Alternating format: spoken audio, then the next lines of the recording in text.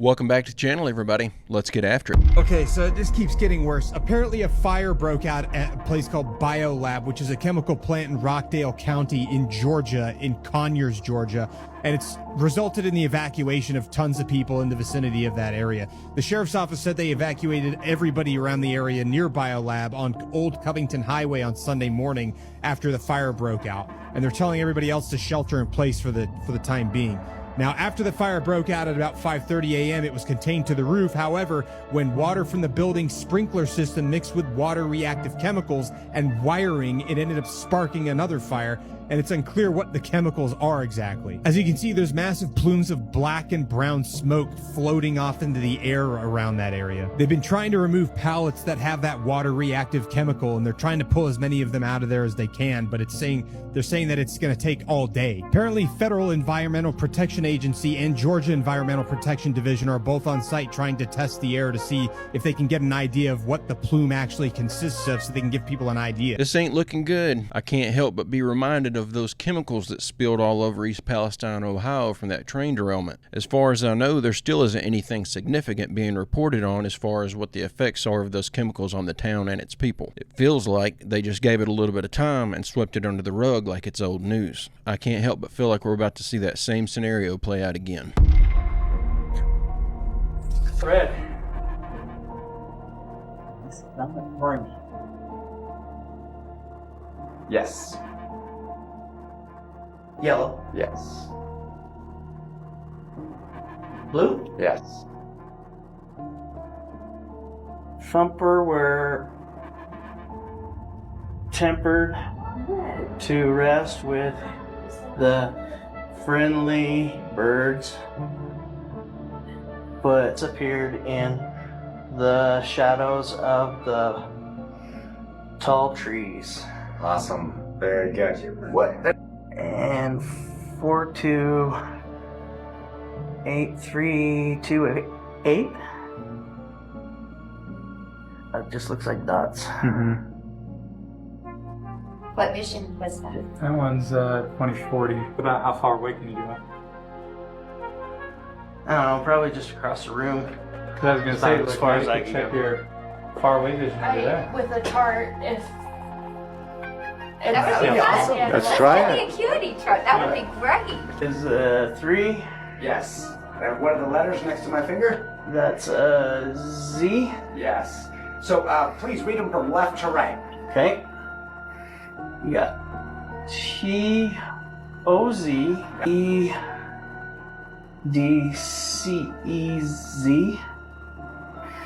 Oh, I think you're reading the one below what I was pointing at. You identify like pattern, like if his shirt, what kind of pattern is on his shirt? The doctor's shirt? Yes. Yeah, they're just thin lines. Thin blue lines and thin white lines. That's so cool. Just try to test this. Can you see his socks? Yeah, they're black. I don't remember what. Can you see him now? He's holding his foot up. Yeah, kind of a bluish black with a white stripe on the second. As far as I can tell, it looks as valid and real as I can tell in the office today. And I don't even know what to think about this. It certainly seemed like he had all the people in that room convinced. I went down a little bit of a rabbit hole trying to find out more information about this, and apparently there are books that you can buy that will teach you how to do this. From my understanding, it's used to show the validity of remote viewing. This makes me wonder if we once had telekinesis and we're about to rediscover it. That would be amazing. People don't know how serious it got. Like, it was legit crazy scary. There were very curious things taking place, and I didn't necessarily understand. Well, Diddy's lawyers say that the freak-off parties never happened because the government didn't put that in the indictment. meaning there's no evidence of it. But celebrities sure are getting mighty nervous. There are all kinds of names being thrown around. Over the weekend, Pink and Usher having their X accounts wiped, speculation rampant on who is involved in this, from names from Oprah, J-Lo. The list goes on and on. So what can we expect? Well, former prosecutor Lionel joins us from the Lionel Nation channel on YouTube. Here's my defense. If I represented Diddy, I go out there and I can see it. I'm saying, look, he's a dirtbag. I understand the guns, drugs, you may not like this, but welcome to Hollywood. Diddy could say there's not one woman, one person that ever could have just walked out the door. I don't want somebody there who doesn't want to be there. Yes, that's exactly what his lawyer told CNN the day after he was arrested, that he interviewed everyone who was at these freak-off parties and it was all consensual. And therefore, it is limited to this group of, I guess they're calling them male prostitutes. So many questions about this. It's like, why? What his lawyer should be doing is saying nothing, get to the bottom of this, and I'm sure he's already said, what do you want? How has he fallen out of favor? Who is it exactly that you're looking for? If you were to throw him in prison for the rest of his life, nobody cares. The industry is not cleaned up. It's one person, one victim. It's not a series of record labels and ABC, and it's just one guy in his organization. What's this really about? Federal case of this? That guy asked a good question. Who are they really after? As long as this was apparently going on, you're not going to convince me that the feds didn't know about it. So why are they suddenly doing something about it now? It certainly seems suspicious. Hey, if you're enjoying this video and you like this type of content, I post a new one just like it every day, Monday through Friday. It'd be awesome if you'd hit subscribe and come back tomorrow to join me. Also, don't forget to check out the hoodies that we just launched on our store if you haven't been over there in a while. www.barry-stepp.com. When you start digging into our true history, the scraps that we are left anyways, you notice a very interesting thing when it comes to giants. You see, these photo giants that we have are between 8 to 9 feet. But when you go a bit further back to the news articles with all the stories of the remains of giants being found, those were upwards of 10 feet tall. And I don't think these books were even for those giant people pictured. Heck, they definitely weren't for us. You would need a horse and buggy alone just to bring them to the reading club. But the giant doorways, all that massive architecture, they were built for those giants that were 10 feet and larger. Perhaps after the reset and the removal of those giant trees, the oxygen levels shrank, and the giants started naturally shrinking along with it. Or perhaps there was some genetic alterations along the way, an old world form of weaponized genetics that caused the giants to shrink and deform to the giants that we have today, the ones with giganticism, where you can easily spot the deformities. Unlike any of the giants in these pictures, the further back in history you go, the larger they get. Question everything, friends. Until next time. I've always thought this made sense. If we had gigantic trees giving us much more oxygen, everything would be bigger. The animals, the insects, and even the people. Cut those trees down and lower the oxygen levels, and theoretically you'd be lowering the size of every creature on the planet. Or it could be as simple as lowering the quality of our food that explains the sudden disappearance of giants. I would imagine a 10-foot tall body would need a lot of nutrients to reach that size.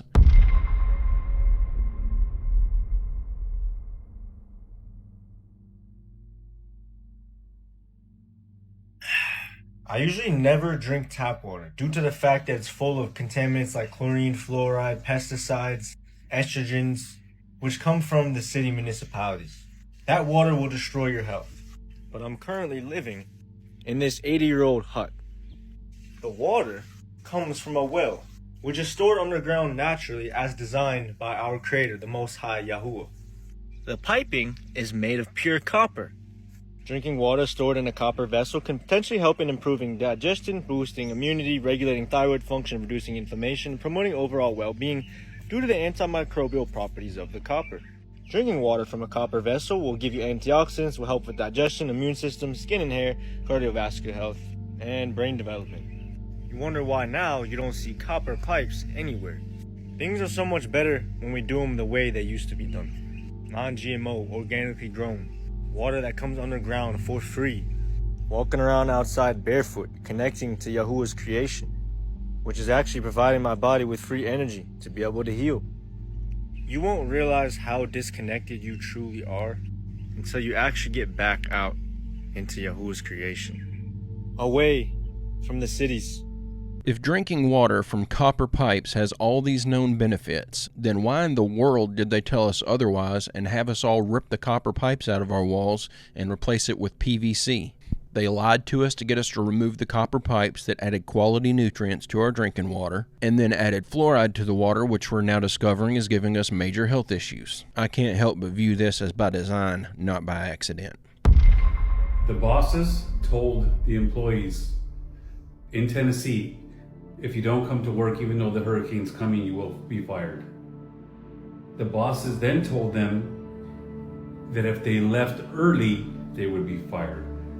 Followed that with, if you leave before the water is waist deep, you'll get fired. This story needs news. This is out of Tennessee. The company's name is Pact Plastics. This is something you have to share. We have to get the word out. The bosses made them choose between their lives to try and secure more profit before the hurricane came in. The bosses all left. They're all alive. The people that are missing are the workers that were at the factory. The wives of these workers are the ones making some noise on Facebook, in Facebook groups. We need to get this out there. Pact Plastics, they gambled with these people's lives for profit, and now they're out saying we didn't do anything wrong. We told them they could leave. We didn't tell them they had to come. We had translators. We put the messages out in English and in Spanish. Now they're trying to cover their ass. But we need to spread this, and we need to make people aware of what Pact Plastics out of Tennessee did to their workers. Do me a favor, share this content, repost it. Use it in duets, do whatever you have to. I looked this one up because I had to know what was going on with what he was talking about, and this company is going to be in some serious trouble when the dust settles. Just Google Pact Plastics of Irwin, Tennessee, and just read the stuff that's come out in the last 24 hours. It's despicable. So, someone want to explain to me why I'm on TikTok this morning, and I'm just video surfing, and I keep seeing video after video after video of people trying to bring in supplies, water, generators, gasoline, stuff of that nature, and they are being turned away. Why are people that are trying to bring in heavy equipment to remove debris, dig people out, why are they being turned away? And I saw another post this morning of a gentleman that was using his private helicopter to fly in and drop off supplies and pick people up, and he was shut down. Somebody explain this to me. When did y'all become the absolute authority that you can stop people from helping each other? Explain it. And to you, any of y'all that you see this going down, you see people being turned away, you see this happening, you need to video this, and you need to expose these people for what they really are, the monsters that they really are. Because for them to turn away help is absolute, and it needs to be exposed. I know that the given explanation for this is that they don't want regular citizens getting in the way of rescue teams, but where are the rescue teams? That guy flying in on that helicopter, you mean to tell me they couldn't have found some way to utilize him and his helicopter to actually get in there and save people? I'm sorry, but I can't help but view it like they don't want to save anybody. Sherry Tenpenny, and I want to do a quick update about a document that got passed by the United Nations this weekend called the Pact of the Future document. It's two parts, one on science and technology and one about the youth and future generations. It is quite egregious, and it was done by a procedure called the silence procedure, which makes it a pact And if no one objected, it is automatically adopted and put into the record as being completely adopted. This is the World Health Organization's runaround, or end around. Since they were not able to get the World Health Organization treaty passed, they decided to take it to the General Assembly. And it is even more egregious than what the World Health Organization was wanting to get passed. Let me just read you something really quickly about what is inside of this pact that is now being accepted by 193 nations around the world and equally open-armed accepted by our current administration. It says that this is the power structure fully digital and maximized for the control of the masses. Everyone will be expected to have a biometric digital ID that marks them not just as citizens of an individual country, but as a global citizen. So anytime you hear global citizen or anytime you hear sustainability, think that this is an egregious thing that's happening at the level of the World Health Organization and the United Nations. Anyone that has a dissonant opinion will be labeled as misinformation, disinformation, or malinformation and memory hold. Perpetrators for unapproved information will be fact-checked and punished by the system, which will be operated and enforced by artificial intelligence. Punishments will include being locked out of one's bank account, being unable to make certain purchases, unable to get on an airplane, on a subway, drive on public roads. This is the future, according to the world's self-appointed overlords at the United Nations. These are unelected bureaucrats that are making decisions about our country, our sovereignty around the world. Nothing could be more important at this point in time than to get prepared. Have water, food, digital access, flashlights, a way to communicate with family and friends. Now is really the time to get our sovereignty around the world. Nothing could be more important at this point in time than to get prepared. Have water, food, digital access, flashlights, a way to communicate with family and friends. Now is really the time to get involved and get prepared, because this is what's coming. Our Congress is sitting on its hands. There was a press conference on the 17th about this, and no further action has been taken. So it's up to us to mobilize and to go forward, particularly with your local sheriffs, to get your constitutional sheriffs to say, this isn't going to be allowed in my county. Thank you very much. Take action. We've been talking about the onset of one world order, one world government, one world religion, one world money for a long time. Well, it's no longer coming. It's here. Well, that's just great. While we're all over here looking at Puff Daddy, they slipped another one past us. All this tells me is that I'm likely in for a really rough second half, because there's no way I will ever recognize the authority of the UN. I know this is terrifying to hear about, but I wouldn't worry about it too much just yet. I think this is just their last-ditch effort at total domination right before the walls start crumbling down around them. Terrified members of the Knowles family claimed a bright flying object sucked their car off the ground. It was early yesterday morning when the Knowles family had their close encounter on the Nullarbor Plain. About halfway between Melbourne and Perth, their blue Ford Telstar was chased by what they told police was an extremely bright white light. The egg-shaped object hovered above the car, lifting it more than a metre off the ground. Police at Ceduna in South Australia were today at a loss to explain the sighting. The sun. Samples of ash taken from the Knowles car have been sent to police forensic scientists for study. So far, the results of those tests are unknown. Tony Coughlin, Eyewitness News. Car was shaking. I went down the window and I said, it's on top of the roof. And all this, I don't know what it was, it all come inside the car like smoke. We thought we were all dead. And I went down my window and Mum said, there's something on the roof. I said, no, come off it, you know, you've got to be joking. And she went down her window and she put her hand on the roof and she goes, my God. She goes, what is it? And no, I swear to God, I'm not lying. I swear to God, I opened up my window, the car started going out of control. And all this smoke, and it was like smoke. I'm not lying, it was like smoke. And gases all started coming in the car. And me and my brother started to go crazy, you know. I thought I was going out of my head. Felt like my brain was getting sucked out. Another motorist and a truck driver also witnessed the incident. They confirm the Knowles family story. Police are investigating the claim. They say the car did have dents on the roof and an ash substance inside. Late today, the Knowles family returned to the scene of their experience for the last time. And you won't travel that stretch of road again? No way. You don't even wish to travel in your own car? No. Rod Stephen, 7 News. I think I'd be a little timid about taking that drive too. I've heard 100 or more detailed accounts of alien abductions, alien sightings, but I've never heard one where they tried to take the whole dang car.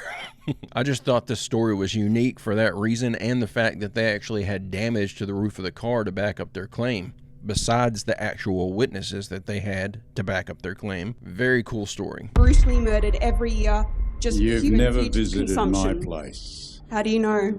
Because if you had, you'd know that you're talking a load of... For a start, we don't, our animals... Yes, you used euphemisms such as artificial insemination, which I is... don't use artificial insemination. I run my bucks with my herd. My bucks get the girls when the girls are in season, and it's their choice, nature's choice. We allow our kids to stay on their mother. We only take the excess milk. So you're talking a load. But you're making profit from animals, right? They're commodities to you. No, you I have sell ownership their over milk them. so that they can get food. I'm sorry, I just had to put this in here. This is our good clip for the day. I just love seeing these people get put in their place. I am so sick of all these activists creating problem after problem because they don't know how a farm works, or because they saw a 3-minute video on Facebook about climate change, and now they think they're going to single-handedly save the world and be that one person that stops the rise of CO2. Give me a break. But guys and gals, I'm going to go ahead and end the video right there. I hope you enjoyed these clips we watched together today. I'll be back tomorrow with another video. I hope you come back to join me. Don't forget to leave a like and subscribe if you haven't already, and check out www.barry-stepp.com if you'd like to order yourself a shirt or a hat and help me support the channel. Also, don't forget to drop your photo of your merch over in the Discord to get your photo in a video. But with all that out of the way, I hope everyone has a great, safe, fantastic rest of your day, and I will see you all tomorrow.